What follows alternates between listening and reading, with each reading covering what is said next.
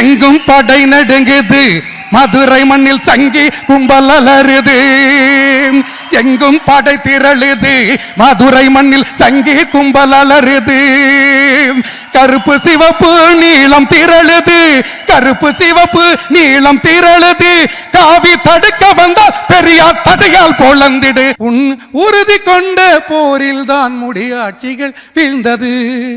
8 மணி நேர போராட்டம் இன்னும் காயவில்லை குருதி ஈரம். தமிழ்நாடு முற்போக்கு எழுத்தாளர் கலைஞர்கள் சங்கத்துடைய பொதுச் செயலாளர் தொடர் ஆதவன், தலைவர் தொடர் மதுக்கூர், இங்கே உரையாற்றி சென்றிருக்கின்ற தொடர் வாசுகி, தொடர் அருணன், தொடர் பிரியதர்ஷினி, தொடர் யாழநாதி, தொடர் சுந்தரவள்ளி, தொடர் ரோஹிணி, தொடர் மகாலட்சுமி, தொடர் கவின்மலர், தொடர் பிரளயன், தொடர் தமிழ்ச்செல்வன், தொடர் பிரகதீஸ்வரன் உள்ளிட்ட அனைத்து தொடர்களுக்கும் நான் சார்ந்திருக்கின்ற மக்கள் கலை இலக்கிய கழகத்தின் சார்பாக வாழ்த்துக்களை தெரிவித்துக் கொள்கிறேன், வணக்கங்களை தெரிவித்துக் கொள்கிறேன். இந்த மாநாட்டை வாழ்த்துகிறேன். எனக்கு கொடுக்கப்பட்டிருக்க நேரம் 12 நிமிஷம். சும்மா வந்தே பாரத் மாதிரி பேசியாகணும், இடையில பாடியாகணும். ஜிஆர் சாமிநாதன் ஜட்ஜ்மெண்ட் தான் வந்தே பாரத் மாதிரி ஸ்பீடாக இருக்குமா என்ன? நானும் ஸ்பீடாக பேசுவேன், பாடுவேன். தோழர்களே, இந்த தலைப்பு மிக பொருத்தமானது. வெறுப்பின் குற்றம் வீழ்க, அதே போல அன்பே அறம் என எழுக. அற்புதமான தலைப்பு. நெருங்குதடா இருள் நெருங்குதடா, நெருங்குவது காவீருளடா. 2000 ஆண்டாய் நாம் சுமந்த இருளடா, அந்த இருள் இழிக்கும் தருணம் இது.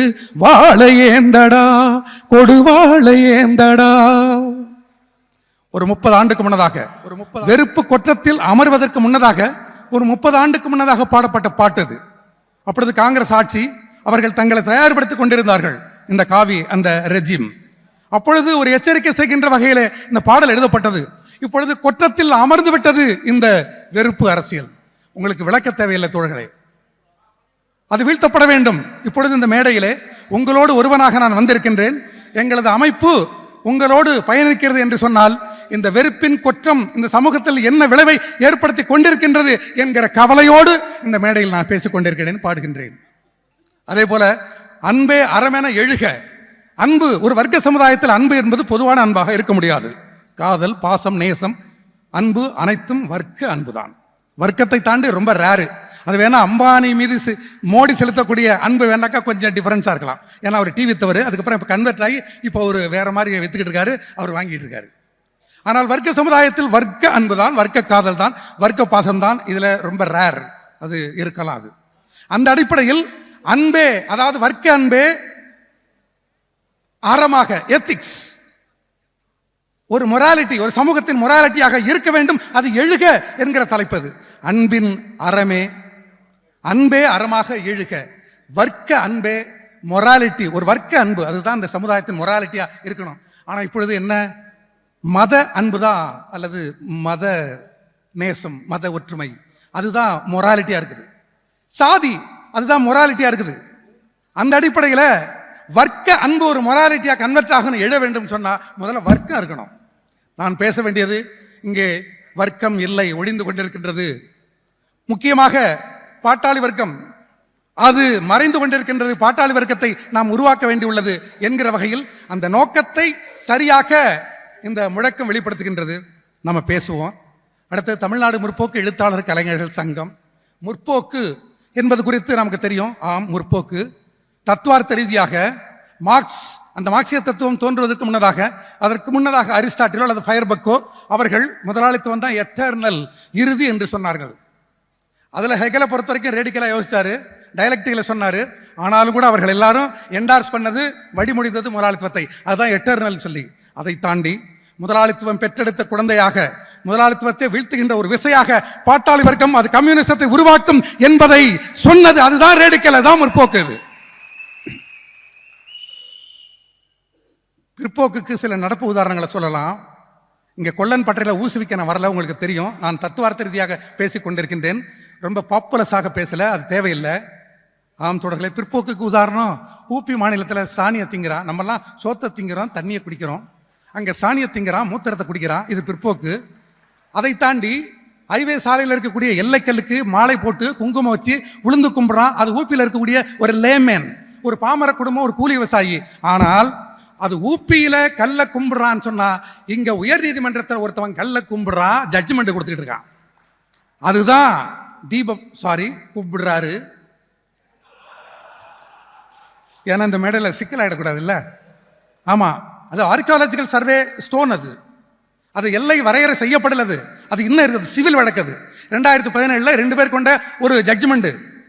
முதல்ல 3 தப்பு பண்ணார் அவர். ஒன்று, உனக்கு சொந்தமில்லாத இடத்துல நீ எனக்கு சொந்தம், நீ போய் தீபம் ஏற்று சொல்லக்கூடாது, உனக்கு சொந்தம் இல்லை. அது சிக்கந்தர் தர்காவோட சொந்தமானது. 2017 ஜட்ஜ்மெண்ட் அதான் சொல்லுது.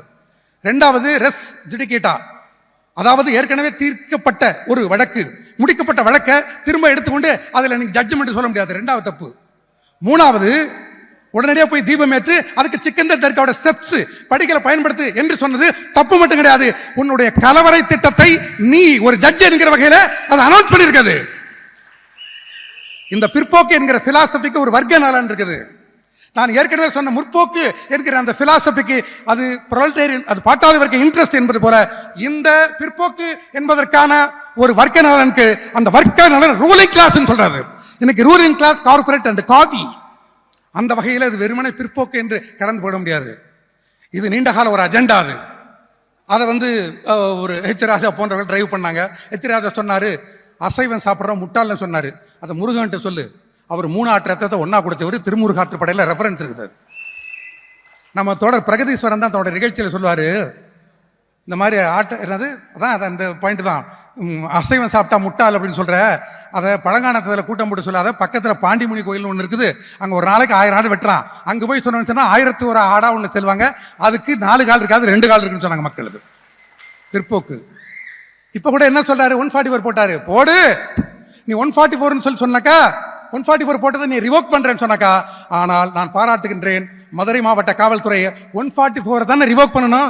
ஆனால் அன்லாஃபுல் அசம்பிள் என்கிற வகையில் நான் நயினார் நாகேந்திரன் தூக்கி போடுவேன் என்றார்கள் தமிழ்நாடு காவல்துறை. என்னுடைய பாராட்டு.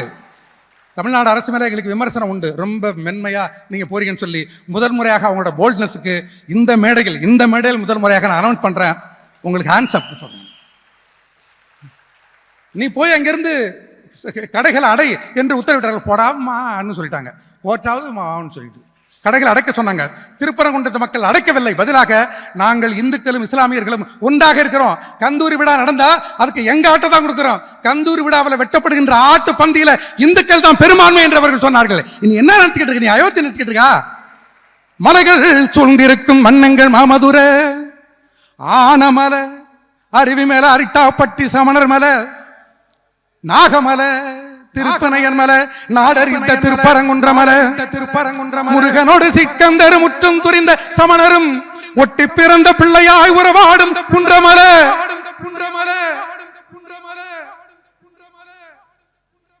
மதுரை மாநகரமே மத நல்லிணக்கத்தின் மடியில ஆட்டுக்குட்டி இல்ல, காரக்குடி இல்ல, உன் நயினாரி அமித்ஷா மோடி வந்தாலும் உன் காவி நுழைய முடியாது எந்த கருப்பசாமி மண்ணில, இவ ராமசாமி மண்ணில. எங்கும் படை நடுங்குது, மதுரை மண்ணில் சங்கி கும்பல் அலறுது. எங்கும் படை திரளுது, மதுரை மண்ணில் சங்கி கும்பல் அலறுது. கருப்பு சிவப்பு நீளம் திரளுது, கருப்பு சிவப்பு நீளம் திரளுது. காவி தடுக்க வந்தால் பெரியார் தடையால் பொழந்திடு. எங்கும் படை திரளுது, மதுரை மண்ணில் சங்கி கும்பல் அலறுது. தோழர்களே, ஒரு கவலையோடும் தெரிவித்துக் கொள்றேன், ஒரு கலைஞனுடைய பங்கு என்பது, ஒரு கற்பனை என்பது வினை அர்த்தமுள்ள கற்பனையா இருக்கணும். அதை பற்றி நான் எவ்வாறு எழுத கற்றுக்கொண்டேன் என்பதில் மக்சிம் கர்கி பதிவு செய்கிறாரு.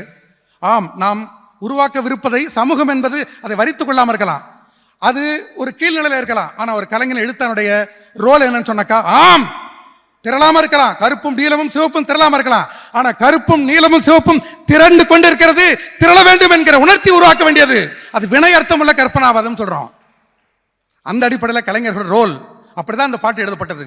அப்படித்தான் அது பாட்டு மட்டும் கிடையாது, வெறும் பாட்டாக இருப்பதில்லை, அது வினைக்கான ஊக்கி என்கிற வகையில் நேற்று அவர்கள் கொண்டு வந்த அந்த மறுபடியும் போட்டார்ல, இந்த 144 குவாஷ் பண்ணார்ல, சொல்ல போனாக்கா சங்கிகள் ஸ்டெப்ஸ்ல ஏறும் பொழுது அதை தடுத்து நிறுத்திய காவல்துறைக்கு கைத்தட்டி வாழ்த்து தெரிவித்தது திருப்பரங்குன்றத்து மக்கள். அது நம்முடைய கலையும் இலக்கியம் என்பது அப்படி அவர்களை வினைக்கு தூண்டுவதாக இருக்கணும். ஒரு கருத்து மட்டும் அல்லது. அதனால தான் நேற்று நாங்கள் அதற்கு முந்தைய நாள், அதாவது ஜட்ஜும் 11:30 மணிக்கு அந்த இது வருது, இந்த பெட்டிஷன் மேலே விசாரணை வருது. அப்பொழுது நாங்கள் கொஞ்சம் பேராக இருந்தாலும் என்னோட தலைமையில் நாங்கள் திருச்சி கோர்ட் வாசலில் ஒரு ஆர்ப்பாட்டம் நடத்தி ஜிஆர் சாமிநாதனை கண்டித்தோம். அது சின்ன ஒரு ஸ்பார்க்கு தான். அதுக்கு பிறகு நமது சிபிஎம் தோழர்கள் தமிழ்நாடு முழுக்க தோழர் சண்முகம் அவர்கள் தலைமையில் எங்கே பார்த்தாலும் போராட்டம் இருந்தது. அப்போ தான் தோழர் சண்முகம் சொன்னார், நீங்கள் தான் வந்தே பாரத் மாதிரி ஜட்ஜ்மெண்ட் கொடுப்பீங்களா, நாங்களும் அதை தாண்டி போராட்டம் நடத்துவோம்னு சொன்ன அந்த வார்த்தையை தான் நான் இங்கே இந்த இதில் பேசியிருக்கேன். எனக்கா சொந்தமாக எதுவும் இல்லை. தோழர்களை இங்கே நமக்கு தேவைப்படுவது இது ஒரு ஃபேசிசம் குறித்து நிறைய நமக்கான டெரைவேஷன் இருக்குது. ஓகே, அது ப்ராசஸில் இருக்குது, அல்லது கம்ப்ளீட் ஆகிருக்குது, அல்லது ஒரு ஒரு ஹிட்லர் போல, அது முசோலினி போல அது ப்ரூட்டலான ஒரு இம்போசிஷன் இல்லை. பதிலாக இது சட்டத்தையே பயன்படுத்தி கொண்டு சட்டபூர்வமாகவே இந்த ஃபேசிசம்ங்கிறது இன்னைக்கு அது டொமைனுக்கு வருது என்பதெல்லாம் ஓகே நமக்கு. ஆனால் இந்த ஃபாசிசத்தை வீழ்த்துகின்ற ஆற்றல் ஓகே. ஃபாசிசத்தை நாம பாலியேட் பண்ணுறதுக்கு அல்லது ஒரு ஸ்டேல்மேட்டாக தடுத்து நிறுத்துவதற்கு சிவப்பு, கருப்பு, நீலம், பச்சையும் இணைத்துக் கொள்வோம் என்கிற வகையில் அது ரோல் பிளே பண்ணோம். ஆனால் ஃபாசிசம் என்பது ஒரு வர்க்கத்தின் ஒரு மெத்தடாலஜி, ஒரு ரூலிங் மெத்தடாலஜி, ஒரு வர்க்கத்தின். அதுதான் அன்றைக்கு முதலாளித்துவம். அதோடைய லேட்டஸ்ட் வெர்ஷன் என்பது இன்னைக்கு கார்பரேட். எனவே கார்பரேட் இன்ட்ரெஸ்ட்ல தான் இந்த இந்த இந்த ஃபாசிசம் என்கிற இந்த ஆட்சி முறை வருது என்கிற வகையில் அந்த முதலாளித்துவத்தை வீழ்த்துவதன் மூலமாகத்தான் ஃபாசிசத்தை வீழ்த்த முடியும். முதலாளித்துவத்தை வீழ்த்துவதற்கு நம்மளுக்கு பொறுத்தவரைக்கும் சப்போர்ட்டிவா பெரியாருடைய கருத்துக்கள் இருக்கலாம், அம்பேத்கரோட கருத்துக்கள் இருக்கலாம். ஆனால் வீழ்த்துகின்ற ஒரே ஆற்றல் மார்க்சியம் தான் என்கிற வகையில் அதுதான் வீழ்த்தும். அது ஆனா இன்னைக்கு அதை புரிந்து கொண்டதால தான் ரூலிங் கிளாஸ் ஆளு வர்க்கம் என்ன செய்து சொன்னாக்கா, ஒர்க்கிங் கிளாஸை திரள விடாத அளவுக்கு இப்போ 4 சட்ட தொகுப்புகள். கஸ்டம்ஸ் பேசுறீங்களா? மதம் சார்ந்த உரிமை article 25, right to religious practice, profess, propose, subject to morality, health, அப்புறம் பப்ளிக் ஆர்டர். இதுல கஸ்டம்ஸ் பேசுற அனைத்து சாதியும் அர்ச்சகர் என்று சொன்ன கஸ்டம்ஸ் டினாமினேஷன் சொல்லி மறுக்கிற அந்த வகையில் ஸ்டேட்டஸ் கோ இது அப்படியே நீடிக்கிற. ஆனால் பாட்டாளி வர்க்கத்தை மட்டும் கஸ்டம் ஒழிச்சு கட்டுற. பாட்டாளி வர்க்கம் 1.5 நூற்றாண்டு காலமாக போராடி பெற்ற 44 சட்டங்களை ஒழித்து விட்டு 4 தொகுப்புன்னு சொல்ற. அதாவது அதுல என்ன சொல்றாங்க, அதெல்லாம் ஒண்ணும் இல்லையா, நீங்க பெண்கள் கூட வேலைக்கு போகலாம். இல்ல, பெண்கள் வேலைக்கு போகணும் இரவு பணி என்பதை கட்டாயத்தை வேற முடியல பேசுறான். அதாவது என்ன சொல்றாங்க, ஆஸ்டென்சிபிலி அப்படின்னு சொல்லுவாங்க. ஆஸ்டென்சிபிலின்னு ஒரு ஆங்கில வார்த்தை. அதாவது அது வெளி தோற்றத்துக்கு சப்போர்ட் மாதிரி தெரியும், ஆனா நம்ம தாலி இருக்கிறது, கழுத்தை இருக்கிறது. அதே மாதிரி நாங்கள் உடனே நீங்க டியூட்டியில் ஜாயின் பண்ண, ஒரு வேலையில் ஜாயின் பண்ண உடனே அப்பாயின்மெண்ட் ஆர்டர் கொடுத்துருவோம். என்ன, ஃபிக்ஸட் டேர்ம் எம்ப்ளாய்மெண்ட். அதாவது 1 வருஷத்துக்கு அவங்க சொல்றாங்க, நீங்க சேரும் பொழுது உங்களுக்கு அப்பாயின்மெண்ட் ஆர்டர் மட்டும் இல்ல, அந்த 1 வருஷத்துக்கு டிஸ்மிஸ் ஆர்டர் சேர்ந்து வரும். அது இது நமக்கு புரியுறதில்ல. இந்த 4 தொகுப்புகளை வரவேற்கிறாங்க. அவன் முதலாளித்துவம் அந்த மொழியில பேசலாம், ஆனா நான் வரவேற்க முடியாது. நான் ஏற்கனவே சொன்னது போல இது அதாவது ஓகே, ஆஸ்டென்சிபிலிட்டி வெளி தோற்றத்துக்கு அது அப்படி தெரியும். ஆனா ஆஸ்டென்சிபிலி அது for the labour, but originally against labour. அதுதான் உண்மை. அது இதை புரிந்து கொள்ள வேண்டும். தொழிலாளிகளை செதறடிக்கிறான், சங்கம் வைக்க முடியாது, ரூஃபுகளை ஒர்க் பண்ண முடியாது, நிரந்தரம் கிடையாது. இது உலக முதலாளித்துவம் நம்மிடமிருந்து கற்றுக்கொண்டது, பாட்டாளி வர்க்கத்திடமிருந்து கற்றுக்கொண்டது. இது எப்படி ஸ்கேட்டர் பண்றது, சிதறடிக்குன்னு சொல்லி. எனவே இங்க தேவை என்னன்னு சொன்னாக்கா, பாசிசத்தை வீழ்த்துவதாக இருந்தாலும் கார்பரேட்டை வீழ்த்துவதாக இருந்தாலும் முதல்ல பாட்டாளி வர்க்கம் ஒரு பாட்டாளி வர்க்கமாக நாம் மறுபடியும் நம்ம ரீஸ்டார்ட் பண்ணணும், நம்ம ரீடைன் பண்ணிக்கணும். அந்த வகையில் இன்னைக்கு தேவை பாட்டாளி வர்க்கமாக, அதாவது உலகை மாற்றும். நம்ம கடைசியாக சொல்லி நான் முடிச்சுக்கிறேன். நம்ம தோழர் பட்டுக்கோட்டை, இது இங்கே அது அவருடைய ஐக்கான் இருக்கு இங்கே, அவர் பாடியது, மண்ணை பிளந்து சூரங்கம் வச்சு பொன்னை எடுக்க கனிகள் வெட்டி மதுர வச்சு மாளிகள் கட்டி கடலில் மூழ்கி முத்தை எடுக்கு வழிகாட்டி மரமான தொழிலாளர் வாழ்க்கையிலே. வழிகாட்டி மரம் என்ன அற்புதமான பிலாசபிக்கல் டேர்ம் அது, வழிகாட்டி மரம். ஆமா, விவசாயி இருக்கிறார்கள், மாணவர்கள் இருக்கிறார்கள், கூலி விவசாயிகள் இருக்காங்க, எல்லா வர்க்கம் இருக்குது. ஆனால் அனைத்து வர்க்கத்திற்கும் வழிகாட்டக்கூடிய ஒரு முன்னணி படை என்று சொன்னால் அது பாட்டாளி வர்க்கம். அந்த வர்க்கத்தை இல்லாமல் ஒழிப்பதுதான் தன்னுடைய காலத்தை, ஆயுள் காலத்தை எக்ஸ்டெண்ட் பண்ணிக்குது. அதனால ஸ்கேட்டர் பண்றான், அதனாலதான் கிக்குங்கிறான், அதனாலதான் கிக் ஒரு கிஸ்வமோன்னு சொல்றான். நாம் வர்க்கமாக திரளணும், நாம் இழந்த 44 போராடி பெற்ற உரிமைகளை ரீடைன் பண்ணணும். அந்த வகையில உலகை மாற்றும் தொழிலாளி வர்க்கம். ஓகே, நான் இந்த பாட்டோட முடிச்சுக்கிறேன். உலகை மாற்றும் தொழிலாளி வர்க்கம் உடைந்து போவதா, வரலாறு படைத்த பாட்டாளி வர்க்கம் வளைந்து சாய்வதா, உலக புரட்சிகள் எல்லாம் உன்னால் முடிந்தது, உன் உறுதி கொண்ட போரில் தான் முடியாட்சிகள் வீழ்ந்தது, 8 மணி நேர போராட்டம் இன்னும் காயவில்லை குருதி ஈரம், சக்கையாய் பிடிந்த மூலதனம் சவக்குழிக்கு அனுப்பியது உனது கரம், உலகை பிளந்த பாசிசம் வீழ்த்தி உறுதி காட்டியது உனது வர்க்கம், சரிபாதி உலக சிவப்பாய் மாற்றிய, சரிபாதி உலக சிவப்பாய் மாற்றிய சமர்களில் உனது உயிர் தியாகம் என்று உன்னை பற்றியே உனக்கு தெரியவில்லை, உலகின் போக்கு எதுவும் தெரியவில்லை, அறியாதிருப்பது அவமானம், நீ அறிந்து கொள் பழைய சரித்திரம். தொடர்களே, ஜென்சி புரட்சியை கொண்டாடுறோம். ஓகே, அது ஒரு ஆன்டி இன்கம்பன்சியில இருந்து வந்தது.